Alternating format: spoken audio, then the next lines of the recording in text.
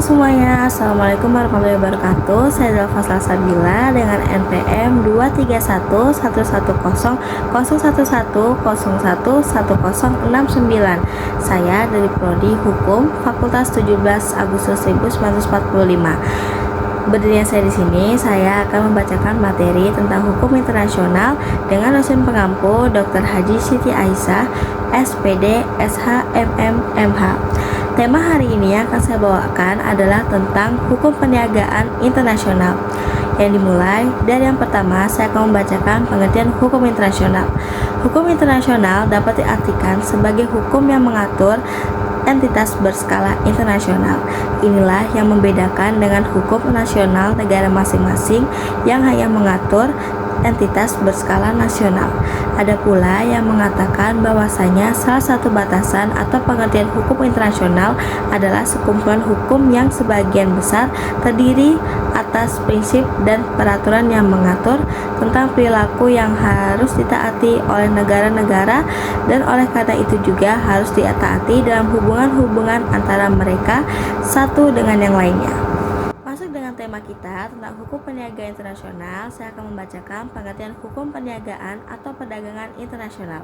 Hukum perniagaan internasional adalah sekumpulan aturan yang mengatur hubungan komersial lintas negara, mencakup transaksi barang, jasa, dan perlindungan hak kekayaan intelektual. Prinsip dasarnya meliputi kebebasan berkontrak, Pacta sunt servanda, dan arbitration sebagai metode penyelesaian sengketa. Subjek hukum dalam bidang ini terdiri dari negara, individu, perusahaan multinasional, dan organisasi perdagangan internasional. Hukum ini juga diatur oleh perjanjian internasional seperti GATT dan WTO yang menetapkan kerangka kerja untuk perdagangan global. WTO sendiri adalah organisasi perdagangan dunia yang merupakan satu-satunya organisasi internasional yang berwenang menangani aturan perdagangan antar negara. Organisasi Perdagangan Dunia atau WTO berperan penting dalam hukum perdagangan internasional dengan beberapa fungsi utama, yaitu yang pertama, mengatur perdagangan. WTO menetapkan aturan untuk menetapkan perdagangan internasional berjalan lancar dan adil, mengurangi hambatan seperti tarif dan kuota. Yang kedua, ada penyelesaian sengketa. WTO menyediakan mekanisme formal untuk menyelesaikan perselisihan antar negara anggota, memecahkan konflik yang dapat mengganggu perdagangan global. Dan yang ketiga, promosi liberalisasi. Dengan mendorong perdagangan bebas, WTO membantu meningkatkan pertumbuhan ekonomi dan integritas pasar di antara negara-negara anggotanya. Lalu selanjutnya ada prinsip dasar hukum perdagangan internasional.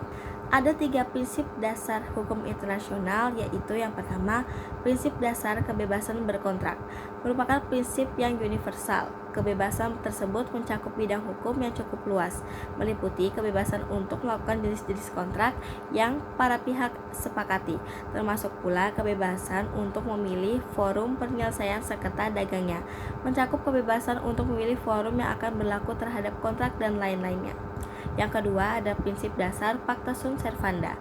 Sebuah prinsip yang universal juga adalah prinsip yang syarikat bahwa kesepakatan atau kontrak yang telah ditandatangani harus dilaksanakan dengan sebaik-baiknya, dengan itikat baik. Dan yang ketiga, ada prinsip dasar penyelesaian sengketa melalui arbitrase. Bukan merupakan prinsip yang universal, namun prinsip ini beralasan bahwa arbitrase dalam perdagangan internasional adalah forum penyelesaian sengketa yang semakin umum digunakan.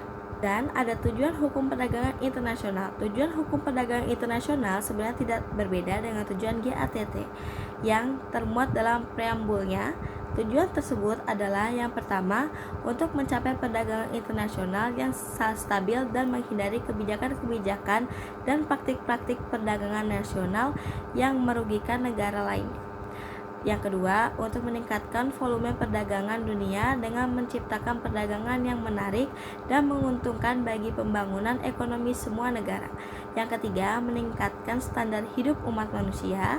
Yang keempat, meningkatkan lapangan tenaga kerja. Dan yang kelima, mengembangkan sistem perdagangan multilateral, bukan sepihak suatu negara tertentu yang akan mengimplementasikan kebijakan perdagangan terbuka dan adil. Dan yang keenam atau yang terakhir yaitu meningkatkan pemanfaatan sumber-sumber kekayaan dunia dan meningkatkan produk-produk dan transaksi jual beli barang. Lalu selanjutnya ada sejarah hukum perdagangan internasional.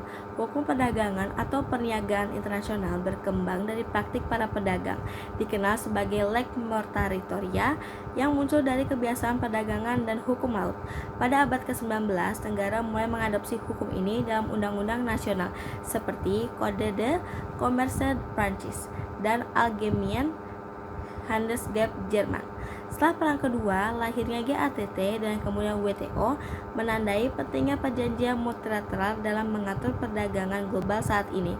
Hukum ini mencakup berbagai aspek termasuk jasa dan kekayaan intelektual. Nah, berikut adalah materi singkat dari saya tentang hukum perniagaan internasional.